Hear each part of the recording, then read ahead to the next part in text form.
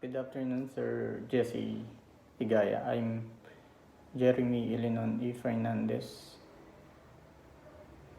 And the content of this video is to explain how bulb body works. So the bulb body have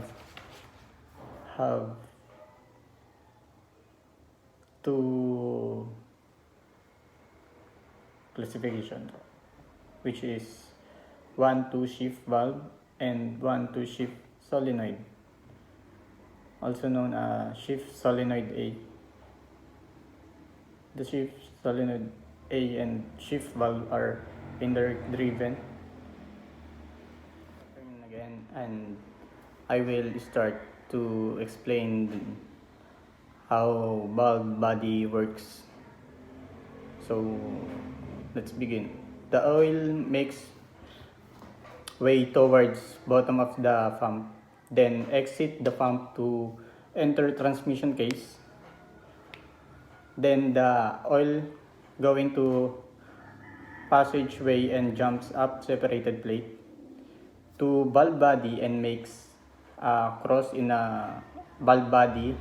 Like so, the oil jumps down to separated plate and down to the transmission case to travel a short distance.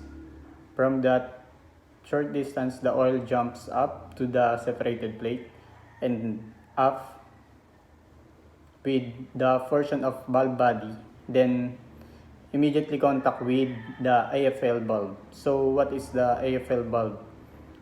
It means oversized actuator feed limit bulb. In short, AFL bulb. The oil travel to AFL bulb circuit to the oil and changes its color to blue. Also known the AFL pressure as opposed to the line pressure flow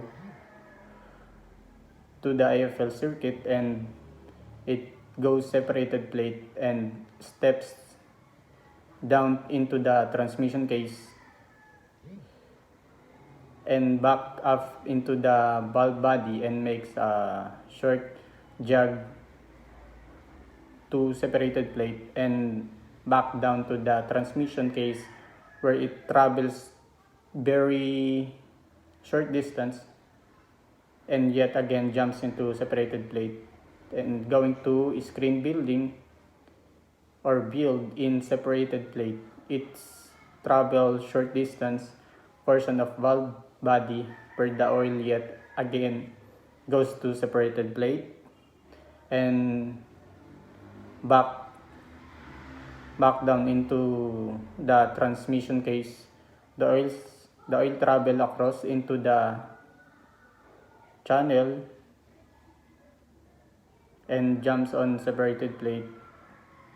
The final trip into the separated plate to convert into the signal oil. After the signal oil comes and contact the 1-2 shift solenoid and 1-2 shift valve. The solenoid have two operating state, on and off. In off, oil enters the circuit and travels through the shift solenoid, pass to the valve over shift solenoid. It can be exhaust or exit the solenoid and back to the oil pan. When back to the oil pan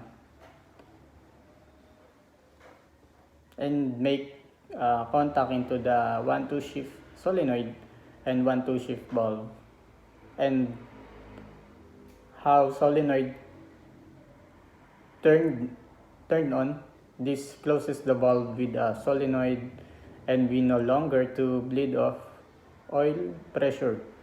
Then oil pressure starts building the reaction of the 1-2 shift valve, and the oil pressure builds enough to pushes the shift valve up when the solenoid are turned off The internal valve opens, allowing the oil pressure to bleed off, and the oil pressure bleed off, the spring of the valve pushes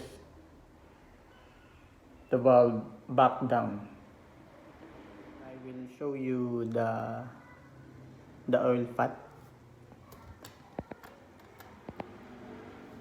So this is the oil fat. The oil goes lower pressure oil to the high pressure oil known as line pressure contact to pressure regulator valve responsible for regulating the line pressure. So that's all. Thank you.